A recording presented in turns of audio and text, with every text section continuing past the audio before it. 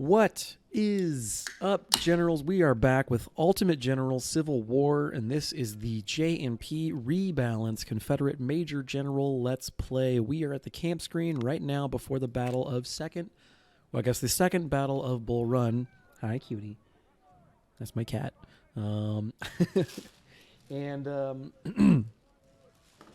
So let's take a look at the state of the Confederacy before we get going. So First Corps is at the regulation strength of 1250.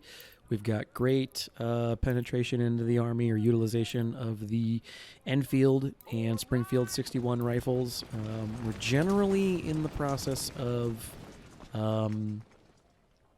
we're slowly but surely in the process of retiring the older weapons, the 1841 and similar. We've also completed the naming convention, so I Corps dash division number. So Corps in the letter as in a Roman numeral or as a Roman numeral, and then dash division number. Hopefully this should help me kind of at a glance keep divisions together. We have a dedicated cavalry division in I Corps' 5th division. We're going to go ahead and term this division here. I can't rename the division. I'd love to call this the Brute Squad. Just have them run around beating shit up.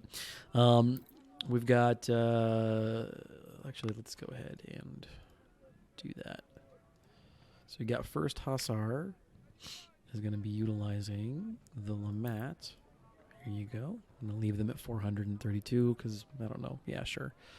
2nd and 3rd Dragoon are both utilizing the Cook and Brother musket. We're going to go ahead and give you the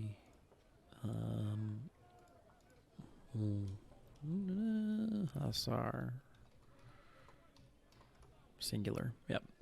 We're going to give you the Colts we had before, and then the 5th Dragoon is currently utilizing the sawed-off shotgun. So I'm not super duper convinced that this is actually a good plan. But we have a shitload of these, and they've got pretty good melee stats. And I kind of want a brute squad-y kind of cav units.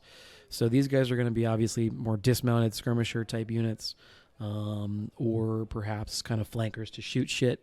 But 1st, 4th, and 5th are supposed to kind of get stuck in and just sort of tear up supply wagons and tear up artillery and all that kind of thing. So we'll see how all that shakes out. So I Corps is put together with a solid core of infantry here, and then a great deal of artillery, and then our light infantry units. So we've got 20th Sniper, our premier sniper unit in the Army, and then 31st and 6th Ranger, who are also pretty good units. They're pretty well leveled up, and they're getting good use of the Enfield and the 61. 2nd Corps, this is going to be our quote-unquote distraction corps. This is going to be the ones that sort of doing the standing and fighting for most of the first phase of the battle. Is built on the same model, essentially.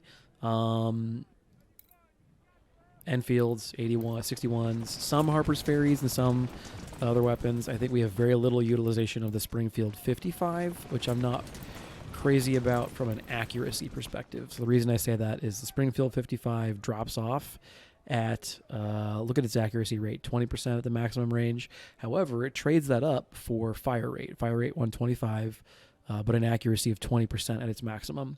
By comparison, even the MJ, or let's take a look at the 41. I've got some units still with the 41. Yeah, here you go. By comparison, Springfield 41 is an accuracy of 41 at its maximum range, but a fire rate of 100. So it's more accurate at longer ranges, however, you sacrifice fire rate to get there. So I'm not wild about it, and also Springfield 55s are fairly rare anyway. So, and then we have 3rd Corps filled out to a degree with entirely militia units. Again, using weapons I had on hand, just kind of those ones laying about, if you will. We have 2 other units. This is that experiment I was talking about running. 38th and 39th Militia Grenadiers. They have the percussion musket, which is useful for little more than being a big club. And we're going to try and use them essentially as such. Also, these units are going to be deployed in positions where maybe I can't, like it's a task that I feel like is more than skirmishers can handle, but less than a dedicated, like a proper infantry unit needs to handle. And then we've also wanted to blow up all of our money in the supply wagon. This is a fairly long battle, and we're going to go ahead and, use all of that. Let's take a look at the Union. The army is hanging around 60,000. Training is like, give or take, 38 or so. Their armory score is rough. It's 48%. However, that armory score is going to take a big debuff because of Manassas Depot. So 48% sounds more like 28%, which is great. We should be outgunning the Union here. And then they have an army size debuff as a result of Cedar Mountain. So let's take a look at the plan. Take a look at what we're envisioning going on here. So like I said, second corps is going to be the diversion, and the rationale there is the general that Johnston, I think, leads second corps, has the accuracy perk. We're going to go ahead and have first and third corps as reinforcements. So first corps has the mobility perk, and then whatever the second one is that I picked for him, I think it's also accuracy or something. And then third corps, I think he has the accuracy perk as well. So let's jump into the day one skirmish, the Battle of Second Bull Run. Whatever. Yeah, there's the lead into the Battle of Bull Run. Essentially, the plan is we're going to fix them against a well-defended position, and then first and third corps are going to come in from a operational flanking position and hit them in the sides. If we do this right, the army should be broken before really third corps even shows up. So this is actually modeled on the historical engagement. They fought a battle, I think it was at night though, although maybe correct me on that. They fought a battle initially to see if they couldn't get Pope to sort of take the bait and commit his army here. And he did historically, obviously. So yeah, we're going to defend the flag. We're not really going to defend the flag though. All right, so let's take a look at what we have access to. We got Johnston, and I don't have the way to look at what his perk is, but I'm pretty sure it's accuracy. Meager with nearly 50,000. And so there's going to be some Union stuff here, a couple of skirmishers in the town, artillery, and then one or two brigades, depending on how things split, maybe two batteries.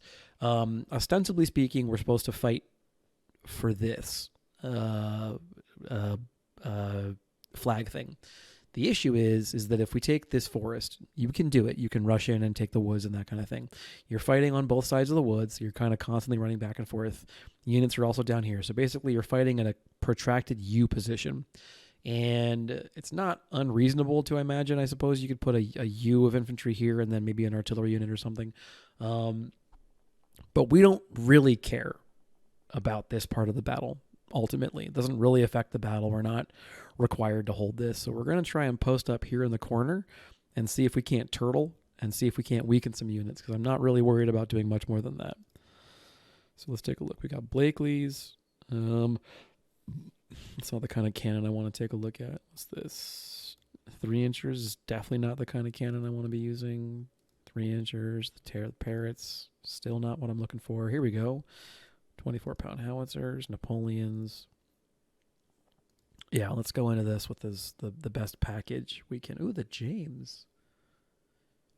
The James is like good at everything. Well, it's like okay at everything. And how are the howitzer unit doing as far as experience? They're pretty experienced.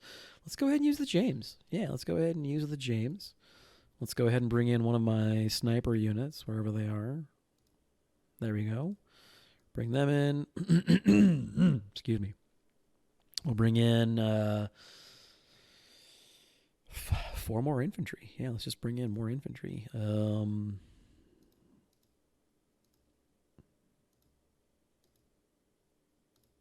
Yeah, this should be a pretty good package. So we'll get you. We'll get you. We want them on this side of the river. Notice where they are. And then let's get, let me see. Yeah, we want the high rate of fire one. I know I just talked about shitting on that gun, but that's fine. All right, and then we'll have the supply wagon. The supply wagon can start a little further back. It doesn't matter as much. And then Johnston can stand a little further back as well. Like I said, we don't really terribly care about this particular portion of the engagement. Let's go ahead and jump in and see. Right. Let's see how it goes. All right, so immediately we're off to a rough start, but we have a golden opportunity to blast Reynolds. And then our infantry here... No, blast Reynolds. So, excuse me.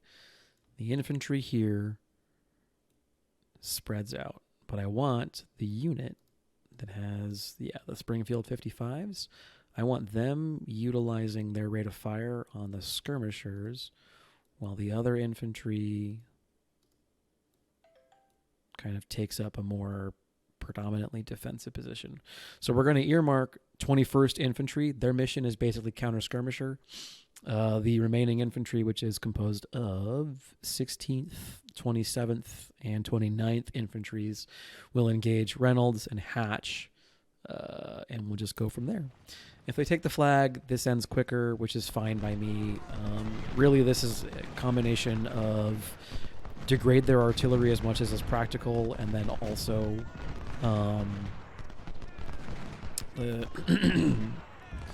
minimize the damage that my units suffer as well. Great work from the Jameses. Already off to a good start. I'm gonna give him a 1-2 punch with the snipers. Great. Yeah, it's doing great. We're really already putting those units, putting the screws on them. James, keep shooting them. That's one issue, is like once they like route a little bit, you sort of have to like retarget, which is fine. I get it.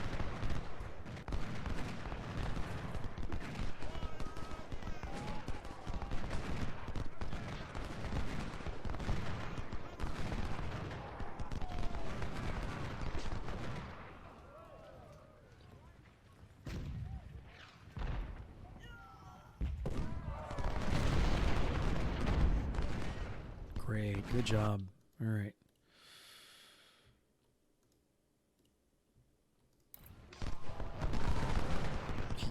Keep pushing into the town.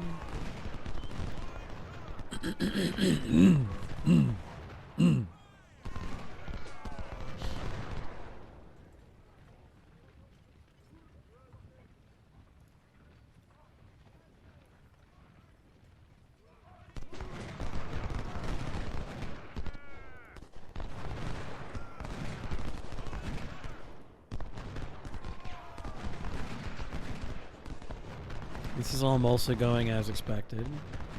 That's annoying, but ultimately not that big a deal in the grand scheme of things.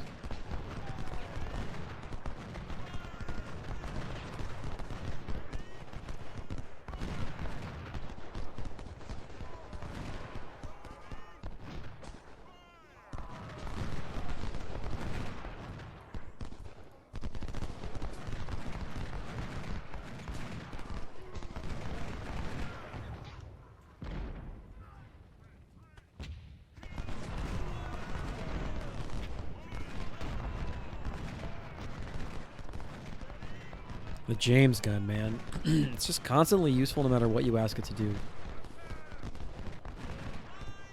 It's one of the best parts about that weapon. It's up to the task. Whatever you ask, it's got it. I got it, bro. This is a great little skirmish to like get some of these units some more experience, because these are all like, they've all been around. They've all seen their way around a battle before, but they're all relatively like new to the game, so to speak. Yeah, we're just using this as an opportunity to kind of weaken some of these units, get some more experience, get a couple of kills. You know, the big thing is kicking that artillery out of the town, and then the snipers here are just going to kind of work up kind of a lot of flank fire and run interference for the 6th Artillery, obviously, as well.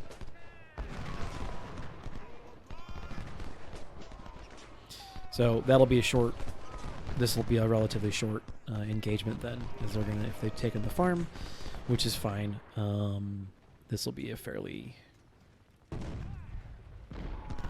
short little soiree, which is fine by me. I'd much rather get to the real fighting, so to speak.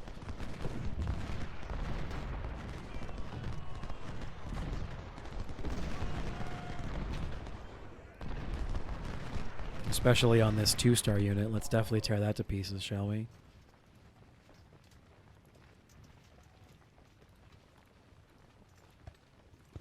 You keep moving then if you got to. Come on. There's no way you're blocked, bro. There's no way you're blocked. There you go.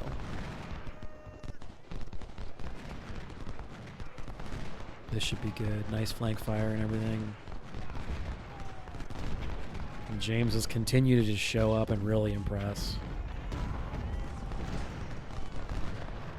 Fall back. Good.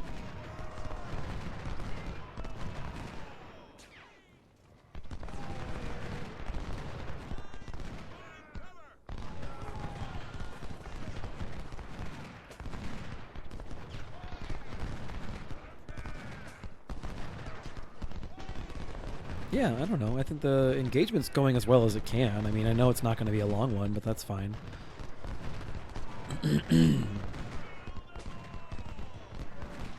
Gosh, I almost feel like a cav unit would have been good here to just deal with some of these guys.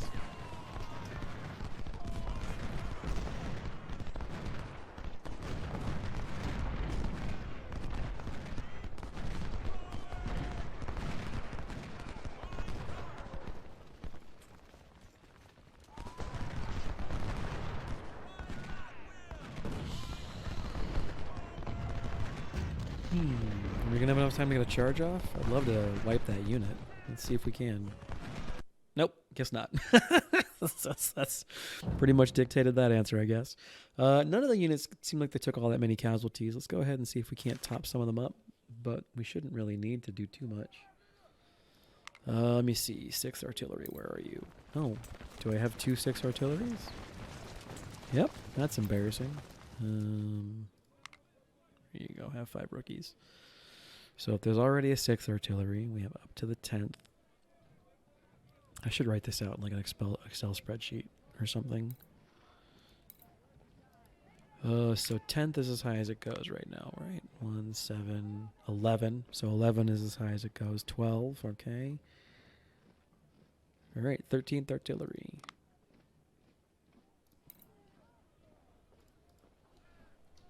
Obviously, they've been the 13th artillery the entire time. Clearly. All right, some of these units, they've taken losses, but I don't actually have the gun they need, and I've got no money on purpose. So, yeah, I guess let's just jump into it. So, second bull run, here we go. The real thing. Wow, that's actually surprising at Major General that we have relative parity like that. However, they're not going to be here for a while. So really, it's just these guys for a good chunk of it. It seems the Pope has fallen into our dastardly Confederate scheme. Twist mustache, twist mustache. He's mobilizing his forces to attack. He's going to come from this direction and move that way where the big blue arrow is going. And also this way, too. Hey, it's Fiasco, and I tried to record this live and do some day of recording of the battle, and it's just, man, it's just a slog. This recording is 3 and some odd hours long. So what we're gonna do is we're gonna dub over the audio from the day of, and the reason we're gonna do that is twofold. One, the game in the vanilla like 1x play speed or whatever. It's already kind of a slow-moving game, and this is just a super long battle.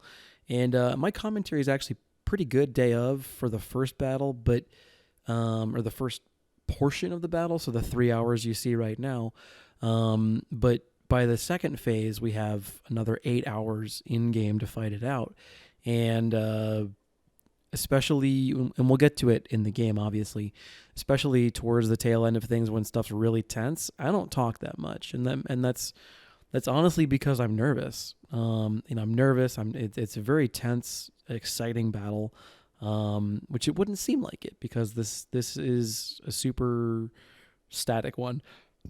So what we're going to go ahead and do is we're going to go ahead and do, I think the way that I've recorded these videos in the past in my Union series was I would do a lot of the side battles live, and then I would do the major battles as a post-recording dub. And I think I'm gonna borrow from my own model in the past and do basically that, because it wouldn't make sense to try and like edit the portions of the video where I'm not talking. It would take a lot more time than it's worth. This is already a super long video. I'm playing it at 2x speed right now, and we're still looking at the better part of an hour of video.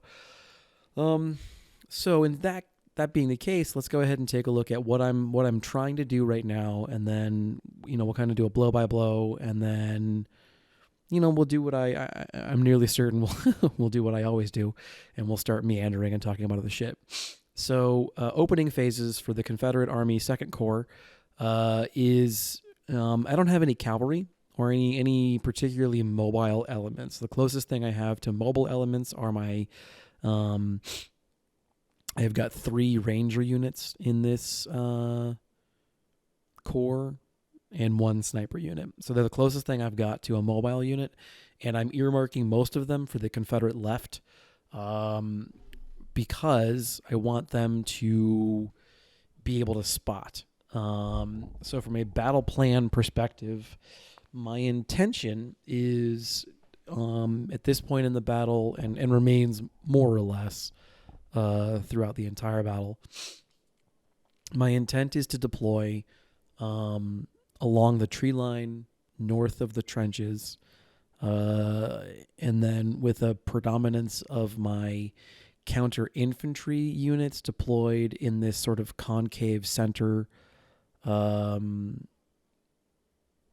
position near the flag, and then where I'm choosing to more lightly than perhaps would be advisable deploy units is on the Confederate right. I've managed to keep most of the infantry divisions together, and so its 5th Division is deployed on the Confederate right, with elements of 4th at what I'm calling the bend or the knee of the Confederate line, and then elements of 3rd defending the middle, and then 1st and 2nd defending the Confederate left on the northern portion of our line, where I had expected the majority of the fighting to occur. And as you watch the video, you'll know you'll learn that is not the case. So this is an active defensive position. So I am definitely constantly moving things around as needed, especially supporting fires to make sure that chargers and whatnot lose their steam. And we also have to reshift some of the artillery units a couple of times to make sure that they're in places that make more sense. The Union forces lean very heavily to flanking in the northern position, which in fairness, that's where a lot of your troops spawn as a Union player in this part of the map. So it makes a degree of sense. And they lead with their artillery. So I send all my skirmishers up north to kind of punish them for that. I put 17th Ranger in the trenches because the trenches are great, and the Rangers are actually going to do really well in those trenches. Skirmishers are already a little bit better at avoiding the worst effects of musketry fire, and they are not, in my mind, as heavily affected by trenches make it so that you can't volley fire, or you don't volley fire, in my mind, as effectively. And light infantry is not, to my mind, as heavily affected or as difficultly affected as traditional line infantry is by that particular change. So I've got them there sort of just gumming up the works on the Union advance, and that's predominantly because we have this big wall of cavalry, 2 units. Well, it's 1 unit that's split, but 2 units that started the battle in the high 600s continue to threaten my line wherever it perceives there to be gaps. And so I have to pull back my leading elements, but I want to keep them as aggressively forward as practical, because this is a great opportunity to snipe at the artillery that the enemy seems content to lead the attack with. It's obviously not the best practice that a human player would utilize, but, welcome to games. We briefly pop into the trenches when it looks as if the cavalry is going to attack at this angle right here where there's in my mind, the greatest threat of penetration. And so I enter the trenches because there's a bit of a melee defense there, and then also a great range damage reduction cover from the trench line there.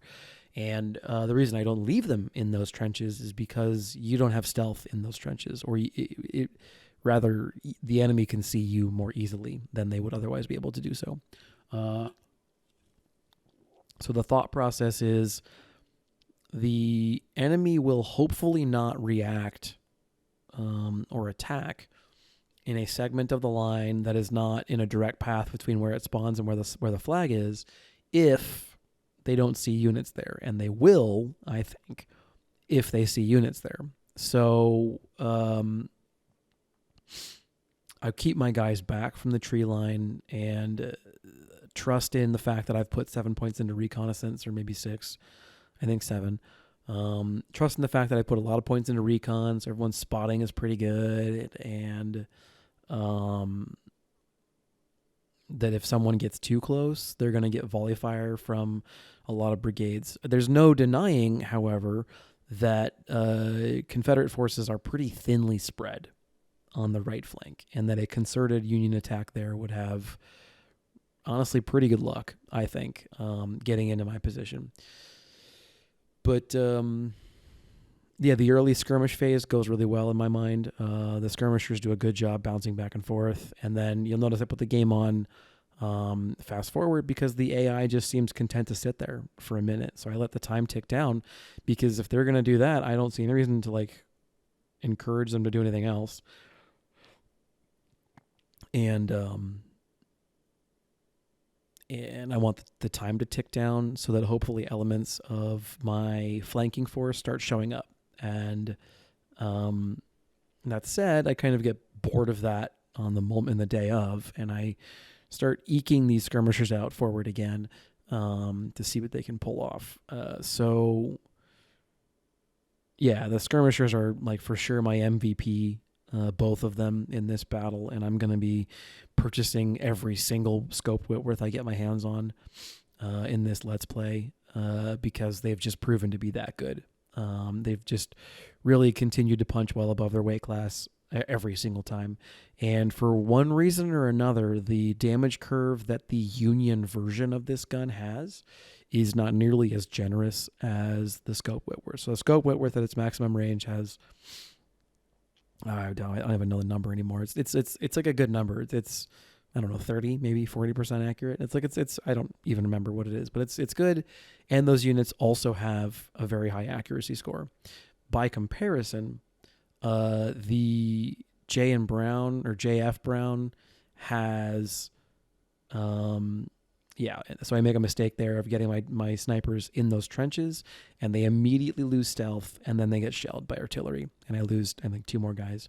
So, that's sort of the first indicator. Don't use the trenches because you don't have stealth, right?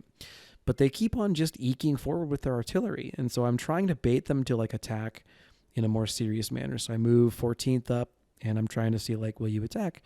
And nothing seems to be motivated to get them in attack, so... I don't see any reason not to go forward with my snipers and shoot the artillery. And for whatever reason, that seems to finally be the thing, the straw that broke the camel's back. They come screaming in all at once. You saw that. It was crazy. I'm sure you're watching the video. They're just sitting there doing nothing. Then all of a sudden, boom, it's like some signal went off. Now, keep an eye on the south, the right flank of the map, because... it's really cool. It's really cool what the AI does. They attack in the north, and then it seems to me as if the timing is coordinated such that when the attack occurs in the north, simultaneously the attack is occurring in the south. And it's really fascinating to me to think that the AI could have planned that or something along those lines. And maybe they did, and maybe it's just coincidence. I don't know. But it's really cool. And I can see how, it would really challenge the resources that I have on hand if they, if they really gave this attack on the left here, or the right, the Confederate right, the resources it needed to really push through, because I'm threatened on both flanks, and I want to pull resources to go aid, but if I pull them from one location, by necessity, they're leaving somewhere else that's being threatened. The cavalry keep threatening the middle. The heavy attack is apparently occurring on the Confederate left. And then there's a pretty serious attack coming over on the Confederate right. Like, this is great. The AI is doing a really good job.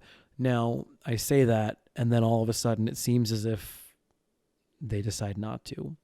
So that force that's approaching my position could really do a lot of damage, could really be very problematic for the Confederate units that are in that position if they carry forward with the momentum of their attack and pressed a heavy assault or charged across the line. I think that I would be very hard-pressed to throw that back. Instead, what they do is they come to just outside musket range and then stand there.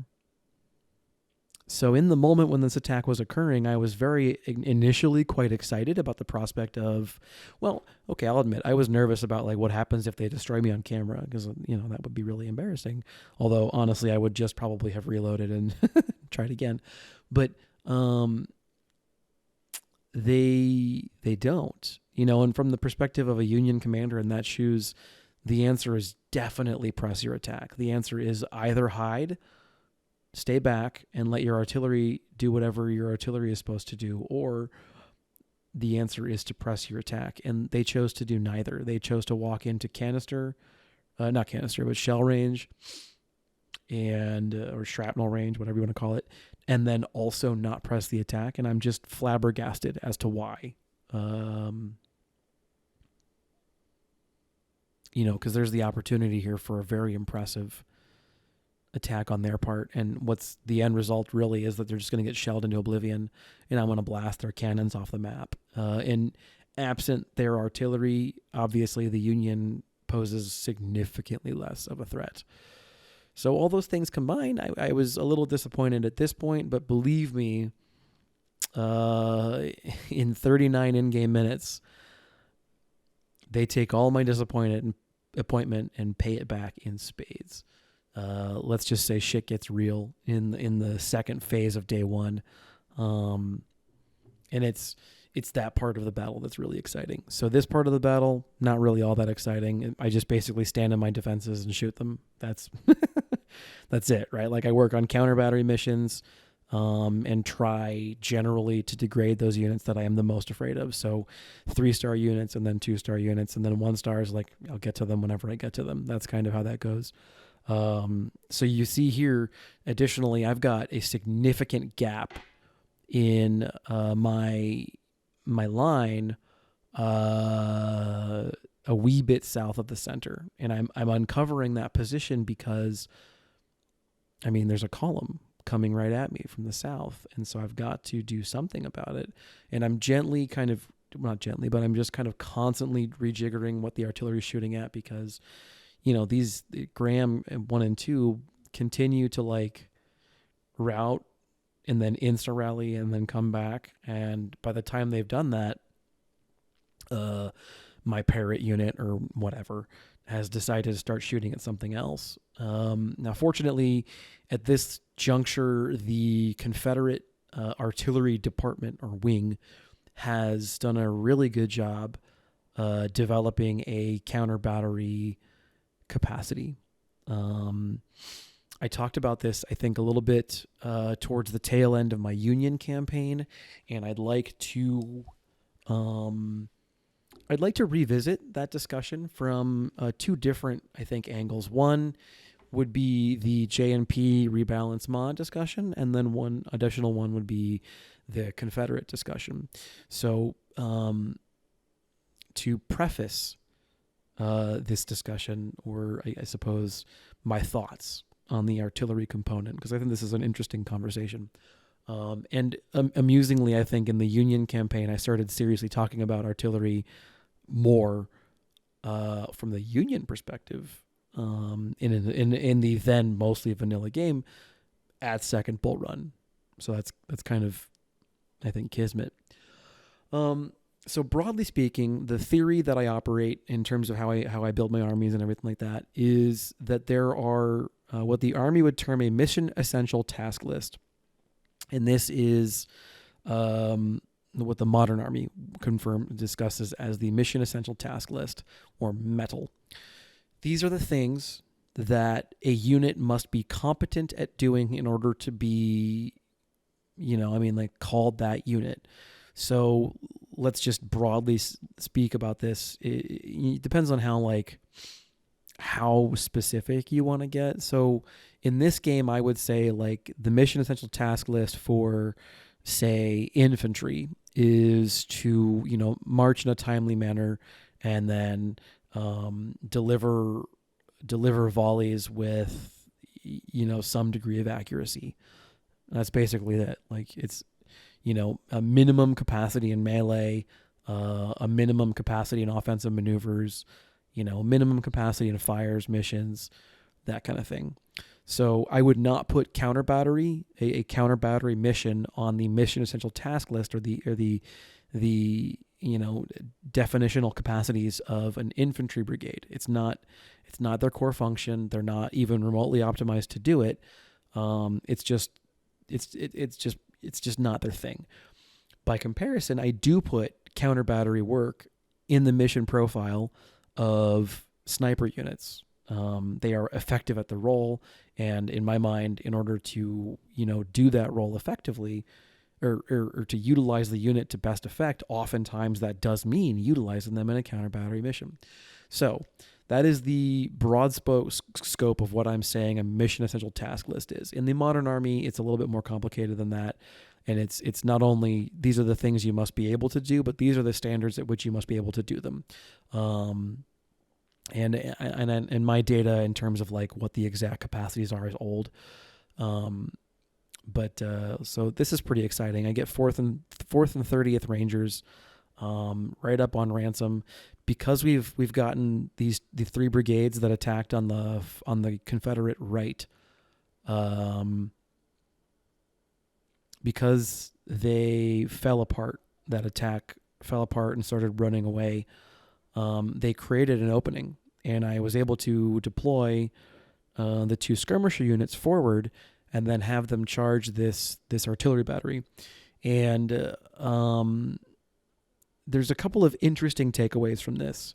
And the one is that skirmishers used in multiples of 1, or multiples, more than 1, in excess of 1, are actually pretty good in melee for hunting down and running down things like an exposed artillery battery. They're actually really good at that. And it's a capacity that I've not considered prior to this battle, using skirmishers in that capacity. But they are cheap units to string together. They are inexpensive to arm and equip, and they have speed. They have greater speed than infantry anyway. Obviously not quite as much speed as cavalry, clearly, but they're also not as fragile as cavalry. And I'm this is a discussion for later. I'm going to get back to the artillery in a second. I'm interested to see, what capacity can be developed for the infantry, for the light infantry, in that kind of a role where they go battery hunting and then they try and charge it. And because they have enough, so the issue with charging infantry is that often they don't have the stamina and speed to keep up with something if it's routing. Skirmishers don't have that problem, and so they can keep up with a routing battery and they can run it down. And I'd be interested to see what happens if some of these units get a little bit of melee stat under their belt. So let's talk a little bit more about the artillery mission essential skills task list, and then the battle will develop into the part where it gets exciting. So right now it's still not really all that terribly exciting. They're waiting for their reinforcements to come in from the map edge, and then they're going to attack my center and my right flank very aggressively, and it is super exciting. It's super touch and go. It's several times I am convinced I am this close to having my entire line fold, and oh man, it was honestly really fun. This part of the battle was pretty boring. Not boring, just kind of, it's certainly not good YouTube. Certainly not the kind of thing I want to make you guys sit through at full speed or 100% speed. But in terms of a play note, I was engaged, but it was definitely kind of like, okay, well, here I am sitting. Anyway, so when I was playing the Union mission, I had not even remotely appreciated how valuable reach was. And I think Panda kind of called me on the same thing when I played Malvern Hill. I place a great deal of emphasis on mobility. I think more so than he does. And for me, mobility is very important. For me, mobility represents agility of the formation, the ability to redeploy a battery or a brigade and have it, quickly in position allows me to react very fluidly to a changing battlefield condition. And in the Union campaign, I had the same problem with the addition of an over-reliance on 24-pound howitzers and an over-reliance on Napoleons, which in the vanilla game, I'm convinced are just fine. The vanilla damage curves for the Napoleon are really pretty good in my mind. And part of the issue, the bonus there for them is that they've got great range compared to the other smoothbore weapons. So their accuracy isn't really anything to write home about, but they've got excellent range, good fire rate, that kind of thing. And they're cheap and they're just everywhere. And I placed a lot of emphasis, especially in the Union campaign, on free has value, in that a weapon I salvage from the enemy is dollars not spent, and that's dollars that I can spend on more officers, better rifles for the infantry, et cetera, so forth and so on. So I made this big stink about how, yes, absolutely, there are weapons that are better than the Napoleon, but the Napoleon is free, and I don't really care if I lose it, or if onesies and twosies get caught up in counter battery fire. And so to a large degree, I think all of that's still the case. In the rebalance mod, the equivalent for the Napoleon, at least in my play experience, seems to have been the 3-inch ordnance gun. In this particular playthrough anyway, the Union armies seem to have utilized a large number of the 3-inch ordnance gun, and I've got many batteries of 3-inch ordnance guns in my army, despite the fact that I am of the opinion that gun is not very good. It's not. It doesn't have good range. It doesn't have good reach. It's not super accurate. It's long range. It's just not a good gun. But it's free. And in the medium range, so it's useless for extreme range counter battery fire. Garbage. Don't use it for that. But it's actually pretty great in my mind for medium range canister work or shell work. And to a lesser degree, canister work. Canister work is for sure forever the purview of the 6-pounder, the Napoleon, and of course the 24-pound howitzer.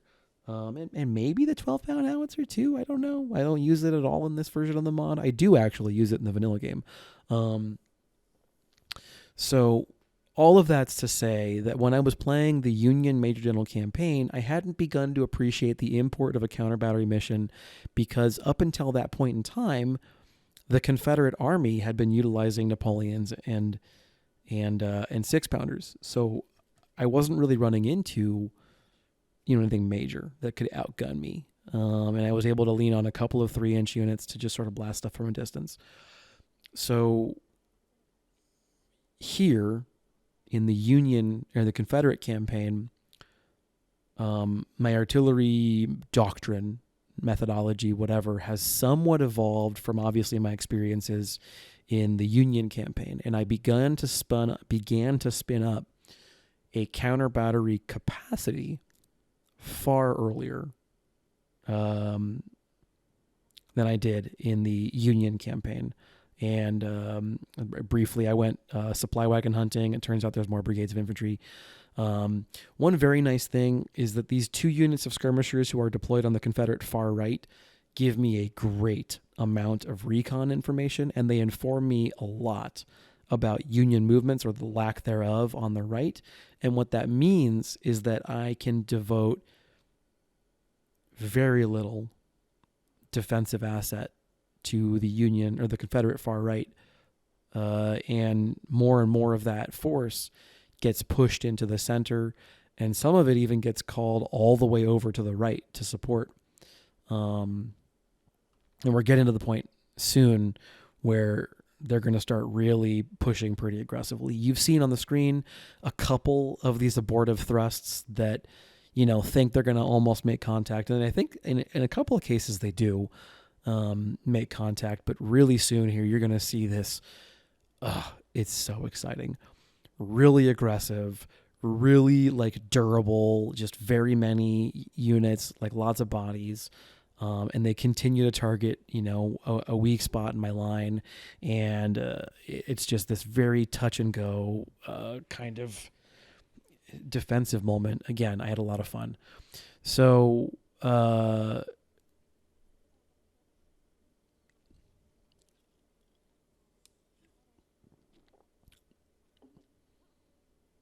when I began to create a counter battery mission profile, which is to say buying 20-pound parrots and whatnot, and 10-pound parrots, and building units with a long-range attack focus and that kind of thing, in the vanilla game at the Union Major General level, I was starting behind the curve. I was starting late, and I had to build that capacity from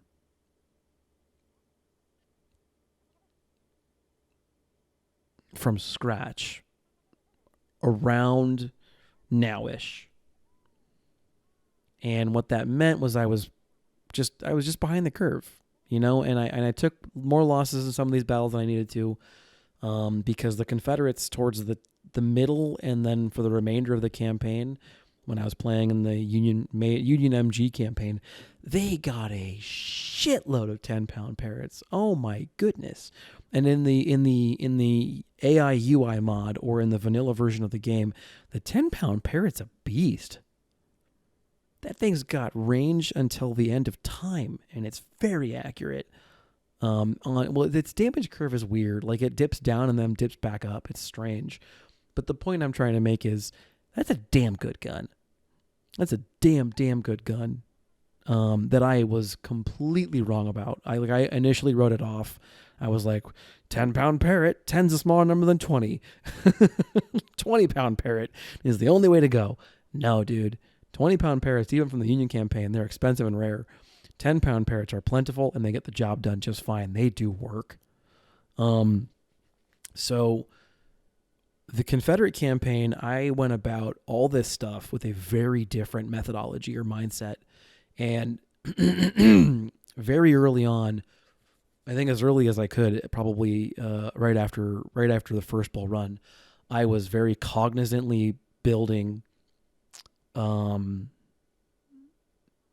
artillery units that had purpose of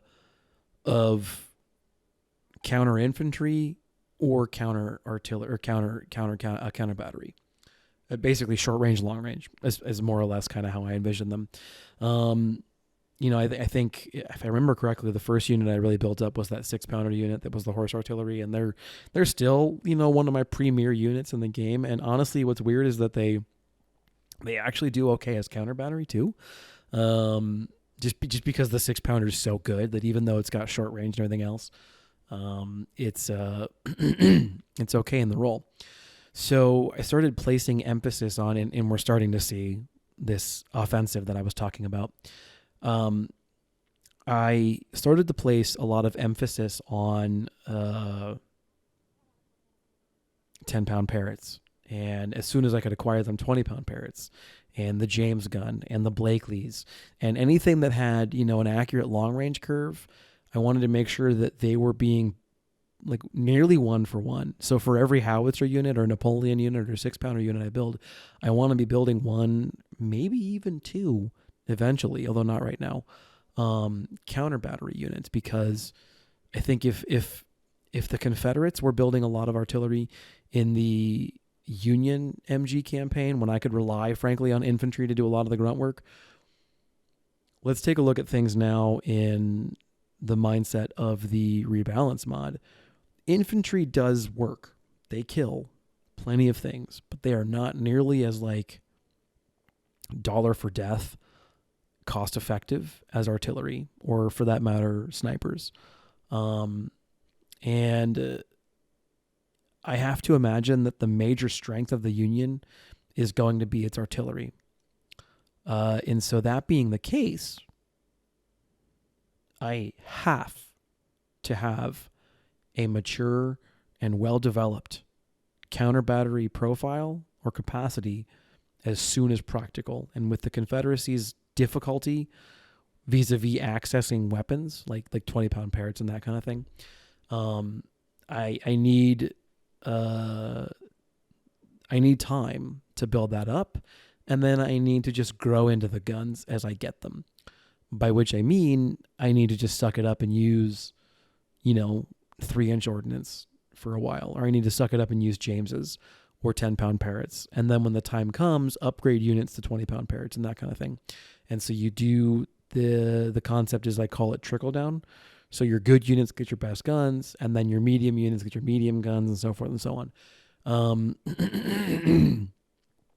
And you've got that kind of thing. So the counter infantry mission is predominantly served by smoothbore weapons like Napoleons, 24-pound howitzers, 6-pounders. Again, the 12-pound howitzer probably, and to a lesser degree the James and the 3-inch ordnance.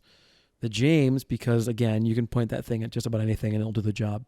And the 3-inch ordnance, because it's got a pretty good rate of fire, actually. And it's decent at canister shrapnel range. And so you have those jack of all trades, the Blakely and the James, and presumably the Whitworth, I think, is one of the ones that I've not had access to use yet, but I'm sure is good. And then you've got those guns who are actually actively bad at at close in work.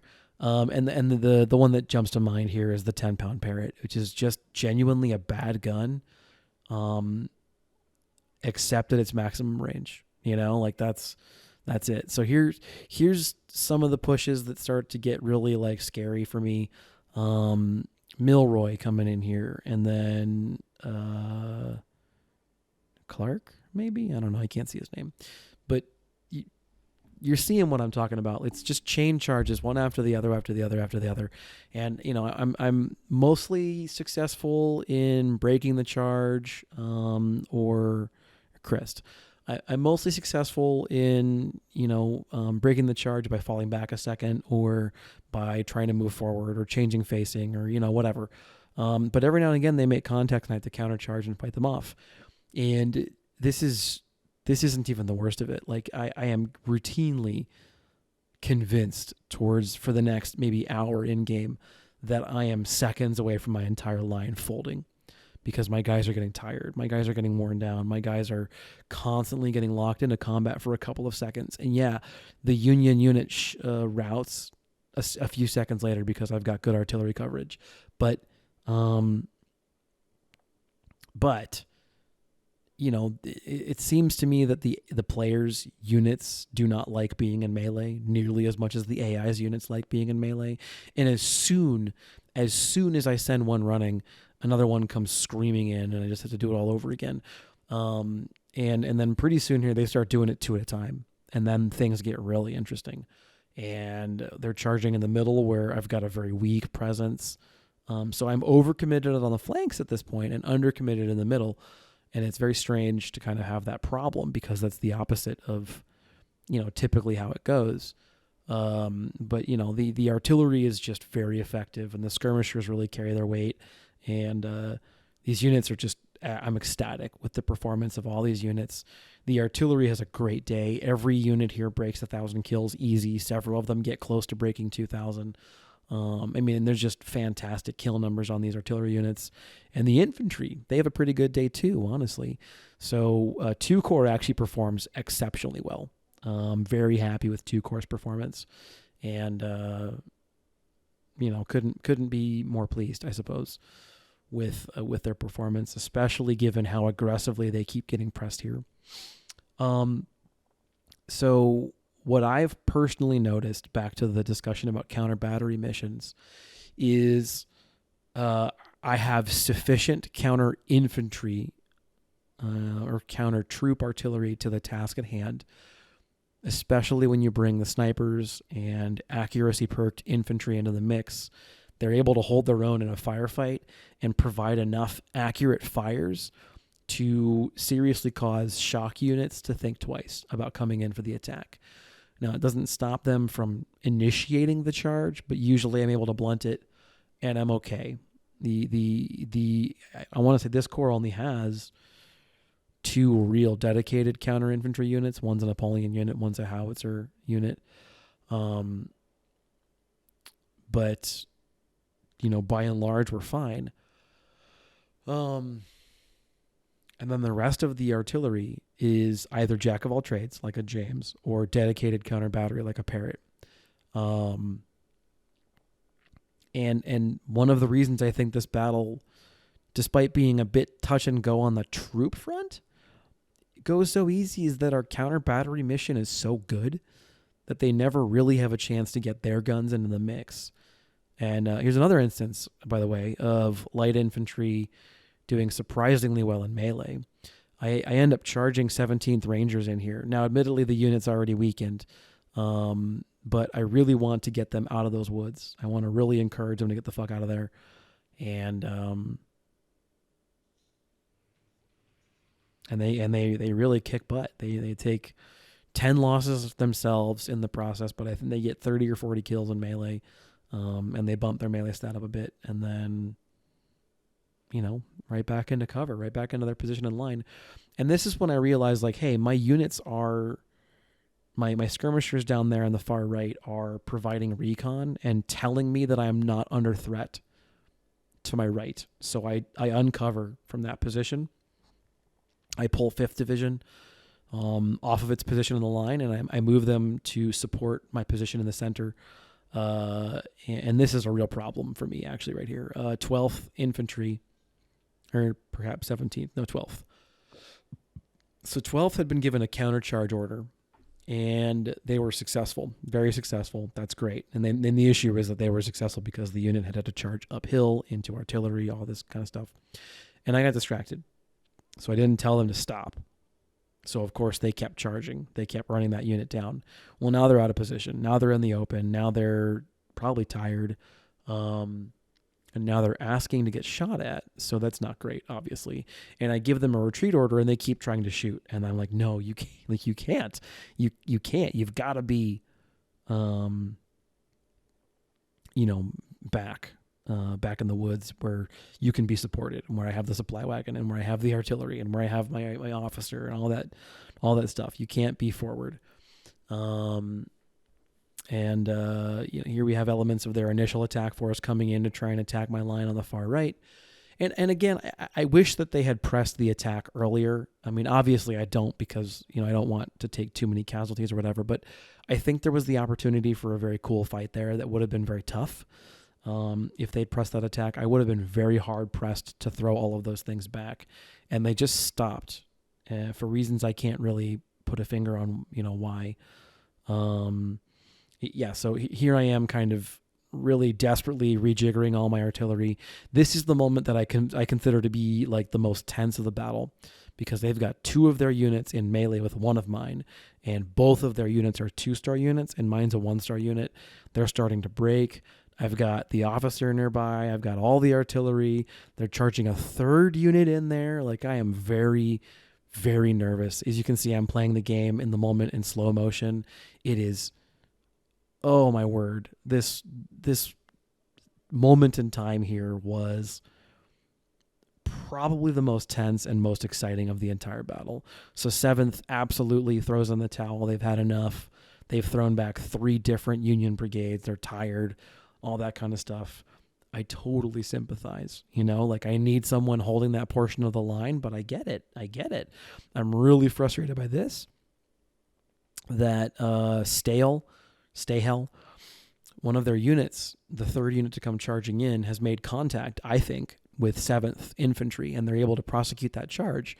Well, so whether or not I agree with the game's interpretation of how line of sight works, the game has told us that units engaged in melee can be seen and shot at by units behind those units in melee. So you can fire into melee combats.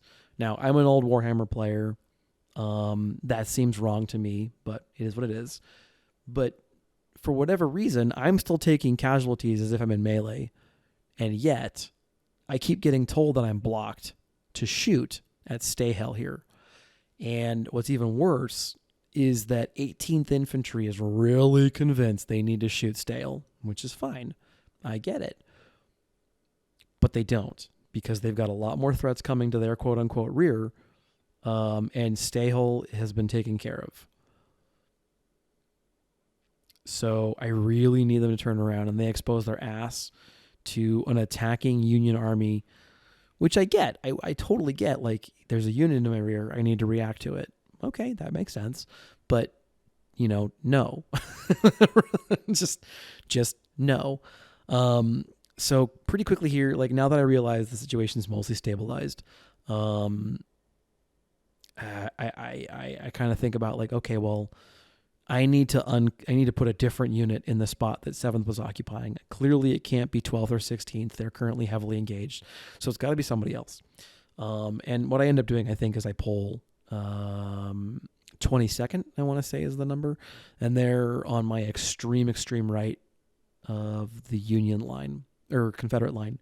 And I waltz them over and move them back into this little spot. And I send 7th over to the flank because they've earned it and they get to rest. Also, when I'm playing this, the briefing says you'll get reinforcements in about 2 hours. And the mission starts at a little over the 5-hour mark. So I'm thinking, oh, good. I've got reinforcements inbound in the next 8 minutes. Here's the thing about that. So the J&P rebalance mod we've established moves slower than the base speed of the game. And, J&P's actually started up a legendary Union, or not J&P, Pandakraut has actually started up a legendary Union playthrough, which is super cool. I've tried playing legendary and I keep getting my ass handed to me. And he says, you get used to it. And I'll be completely frank with you, you do. You do really get used to it. A lot of my videos towards the tail end of the Union campaign, especially the bigger battles, I had to dub over anyway because I was playing most of the battle in slow motion. I was playing most of the battle with the little echelon on the bottom left there, trying to get time to slow down. And it still felt too fast to me sometimes. So the play button, the normal speed to me, feels like they've made that the vanilla, or they've made that the slow speed of the vanilla game has become the normal speed of this game. And then I'm pretty sure, to me anyway, double arrow, like this, the sort of but not quite fast forward, to me feels like the base game's normal speed. And then triple arrows, the like ultra fast, that feels actually a little bit faster than the vanilla game's time dilation speed. So things are real tense here. I end up somewhere in there moving. Yeah, so I've got 22nd coming in to replace 7th. And then I'm pretty sure I've got 7th moving over to the far right. And again, they absolutely deserve the break. Or you know what? No, it looks like I've got 33rd. 5th Division, part of 5th Division, moving into position. You'll notice as well that I'm swapping 12 and 16 near the flag. And the reason I'm doing that is that 12 has been beaten up real bad. and 16, while they've taken some losses, they haven't taken as many. And so I'm letting them kind of trade places.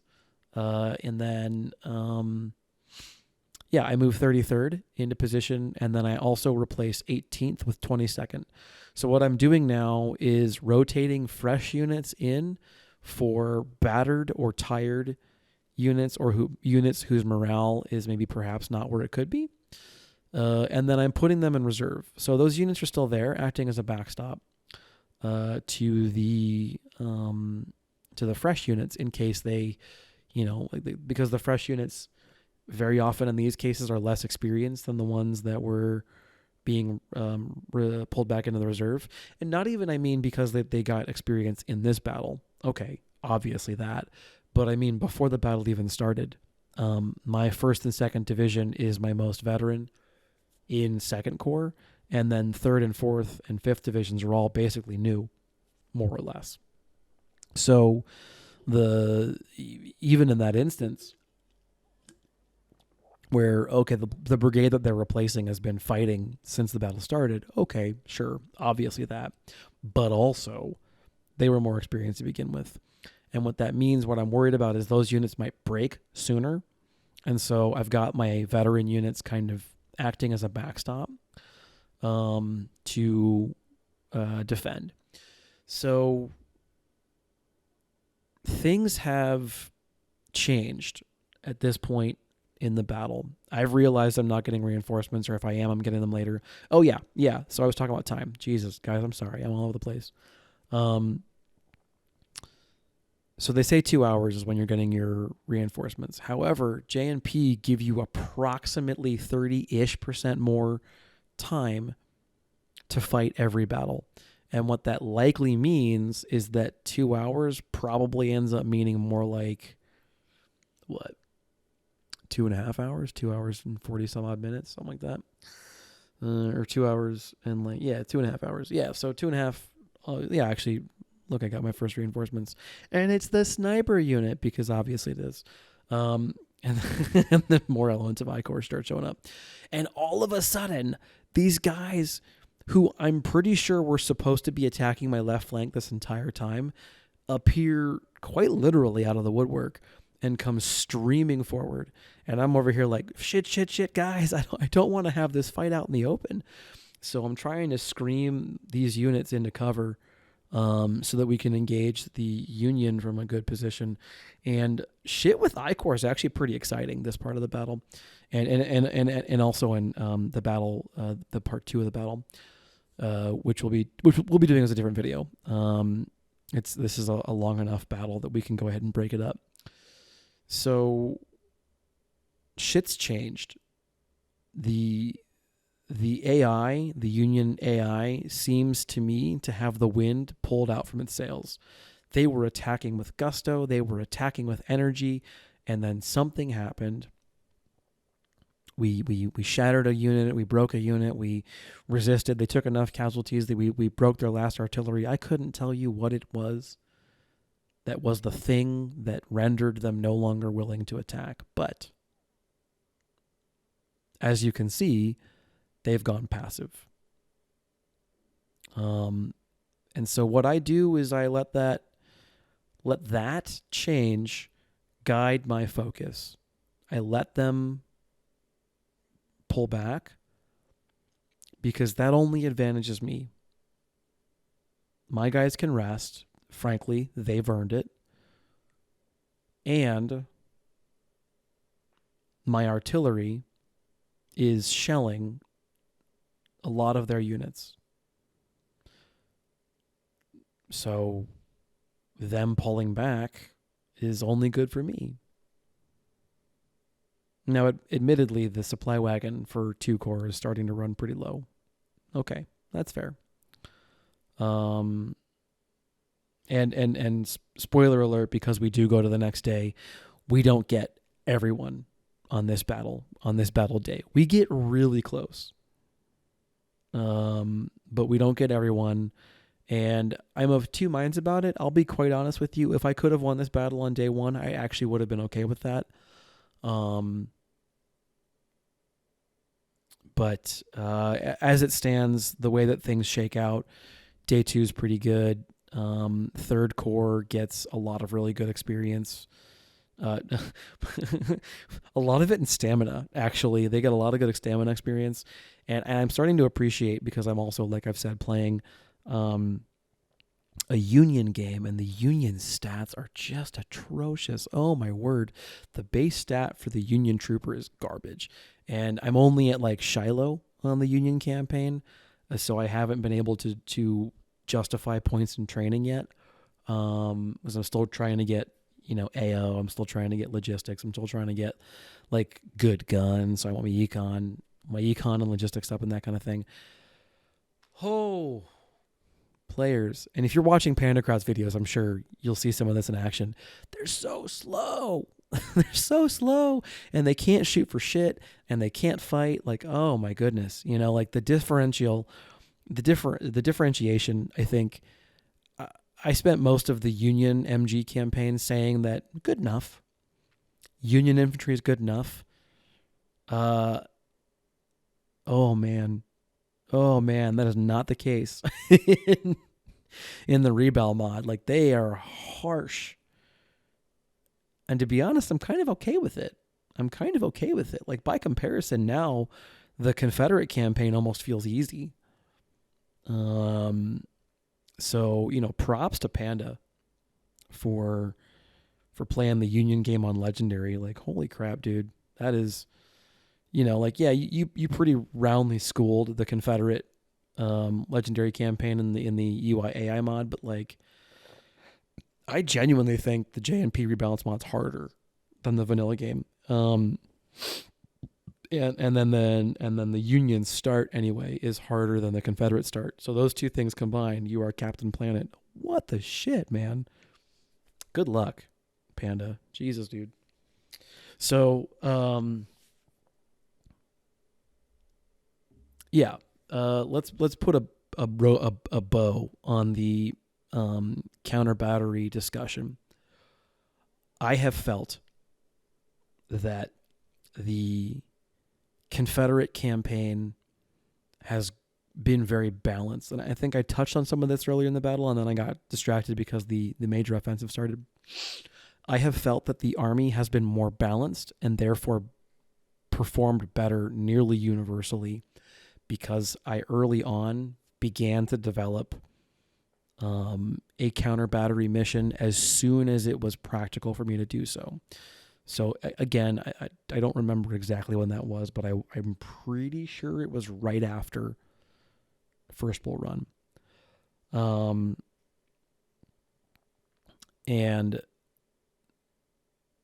having the ability to target Union artillery, regardless of whether or not that ability was super accurate or very effective to start with, because it was not. When I first really kind of rolled out a serious, multiple batteries, counter battery effort at Malvern Hill or Gaines Mill, it was effective insofar as I had cannons shooting at their cannons, but the units hadn't perked yet. The units didn't have much in the way of stats yet. I didn't have a lot of them yet.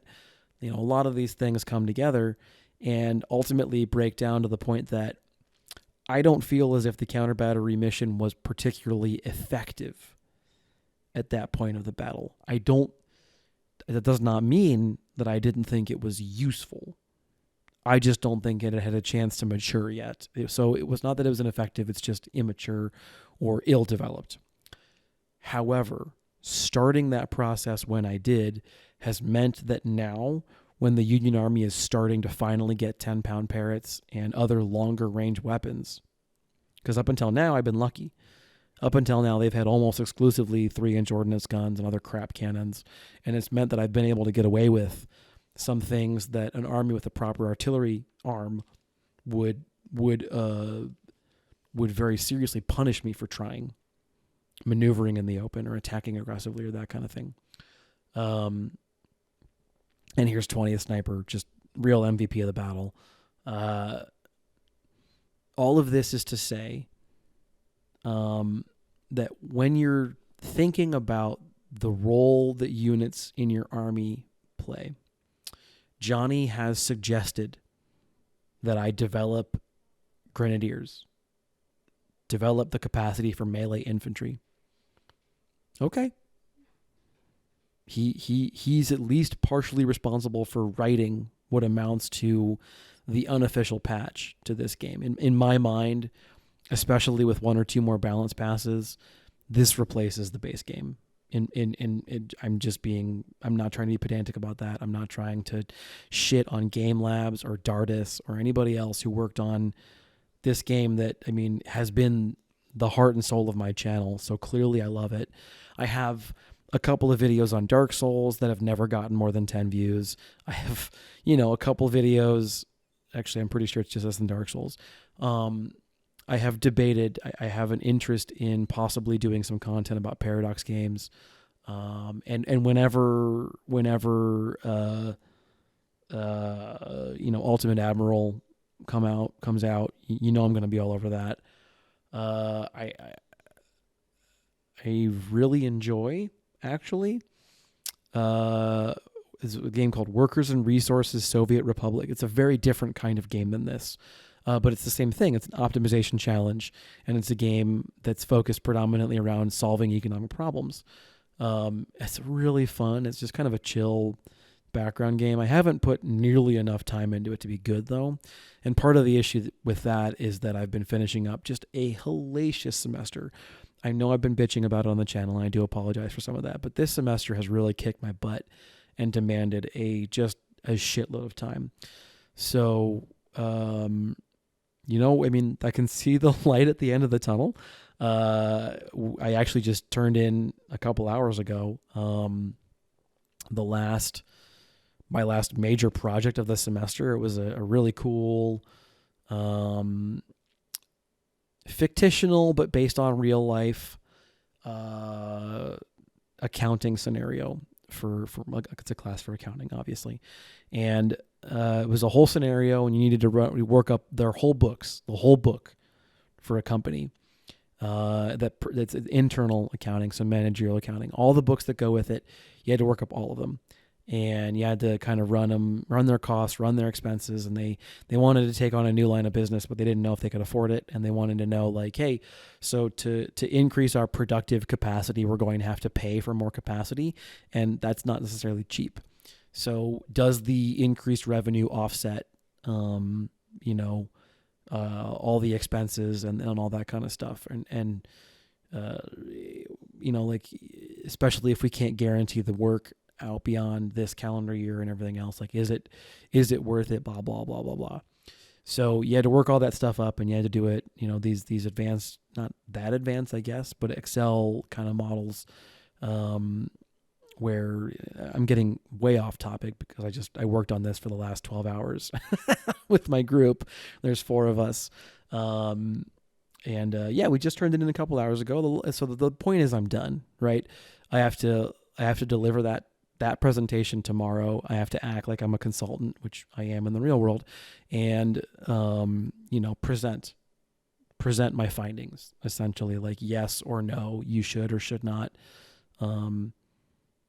pursue this business opportunity for X, Y, and Z reasons. And then I'm done. I'm done with probably the hardest semester of my grad school career thus far. And I got to tell you guys, it feels real good. It feels real good. I've been working my ass off. I am absolutely aware that I have not been as reliable as I like to be. I used to like the regularity of my Wednesday release schedule. I used to be as close to religious about that as I could be. Every Wednesday, hell or high water, put an episode out. And obviously, I've fallen well shy of that goal in the last little bit here. And honestly, frankly, I can't promise I'm going to get better about that over the summer, because I've got classes over the summer too, along with work. So I've got to figure out, that what my promise is that while I can't promise Wednesday is going to be the day that I release content, I can promise that I'm going to pick a day, and I'll tell you what that is in one of my next videos. Once I figure it out, I'll tell you in the next video I record, and that's going to be the day. I'm going to say, hey, guys, for the next few months, every Thursday, just as an example, take your pick, right? Every Thursday or whatever, that's when you can expect a new episode. And I really do like the once a week kind of format. That's enough that I don't feel like I'm overwhelming you. It's enough that I don't feel like I'm overwhelming me. I can keep up with school. I can keep up with work. I can keep up with family, all that kind of shit. So yeah, man, like I think that we do got to talk about where does this channel go once Ultimate General has kind of run its course. Once I finish a Union campaign and a Confederate campaign, yeah, maybe I could play Legendary. Maybe. I don't know if I'm good enough. Maybe I could play Legendary. But the thing is do you want to see these battles again, just a little bit harder? Like, I'm pretty much going to use the same strategies, That's kind of the problem I'm trying to wrestle with. Do I start making content about workers and resources? Because that game's got a pretty small niche following too, and it's really fun. It's really cool. Like it's definitely early access, and you can tell. But I like it's got a very complex industrial model. So let's take a look at what's going on in the battle. So utilizing elements of I-Core and realizing that their attack force has gone largely passive, I take those elements that were defending my right and elements from the center, and I start wrapping them up, and parts of I-Core as well join in on the attack. And what I'm doing essentially is I'm still fighting this engagement here down to the south with bits of 1st Division, but that's pretty stagnant. Like, I'm in a good cover position, and they're like downhill and up, across a river. Like, they're not going to get to me, so I'm not worried about it. And those units do start to slowly shatter. So that whole command of theirs is just falling to shit. So I've got this collection of units kind of closing the back door. And this is why, like, I'm really a little disappointed that I don't get them all in this battle, because I could have. I see the potential to get them all. And I know I've only got 44 minutes left, and I'm over here like, can you do it? Can you do it? I think that would be quite the coup if I pulled this off, in day one. And I would be very excited about that possible outcome. It would have been, I think, quite the coup, quite the feather in the cap, so to speak. Even so, I'm still actually pretty happy with this envelopment. I'm pretty proud of this. One of the things that I've noticed when you play this battle is that if you go on the offensive in the north, typically what happens is you end up fighting them in that, like, near the railroad tracks, all those woods to the right of the railroad tracks. So where I've got 2 of my brigades right now, 15th and 29th, I think, kind of like by the recon eye, like you end up fighting them there is what I'm getting at. And I don't want to. That's really good cover for them. It's excellent terrain from a defensive standpoint. It's just, you take way more casualties than you need to fighting in that terrain. So I don't want to fight there. And I'm really, really happy that in this particular instance, we were able to get around them and close that door off before they could get out. And we keep on shattering these units, and the artillery's in a great place, and their units are all degraded and tired, and they don't have any reinforcements and all that kind of shit. And so I'm thinking, like, man, if I can get them all, bag them all for this battle, wow, that'd be cool. Usually because I want to avoid all the casualties you inevitably suffer fighting in the forest to the right of the railroad tracks. And we don't. Obviously, spoiler alert, we don't.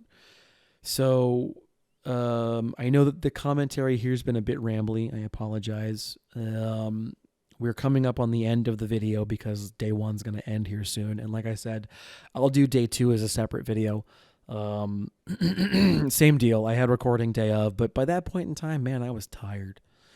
I was tired and fatigued, and my commentary just kind of dropped off real quick day of. So I'll do another dub.